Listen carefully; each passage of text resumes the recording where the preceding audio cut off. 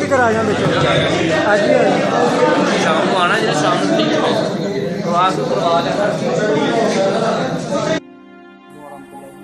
मैं सदर office cantt में बैठा हूँ और यहाँ पे अल्हम्दुलिल्लाह लोग वर्किंग के लिए आए हुए हैं और ये देखें अभी थोड़ी देर में नेशनल स्टार्ट होने पॉइंट का इंतज़ार किया जा रहा है। तो उससे पहले काम हो रहा था, तो अभी इंशाल्लाह थोड़ी देर में काम शुरू हो जाएगा। ये देखें सारा माशाल्लाह लोग बैठे हैं, काम कर रहे हैं। ऑफिस में भी ये लोग कासिम साहब बैठे हैं और ये डीएम साहब हैं और इंशाल्लाह ताला बड़ा ज़बरदस्त काम। नई एंट्रियाँ भी आ रही हैं और नया कैश भी लोग जो है ना वो जमा करवा रहे हैं, नई बुकिंग्स हो रही हैं और बड़े ज़बरदस्त तरीके से ये काम जारी है।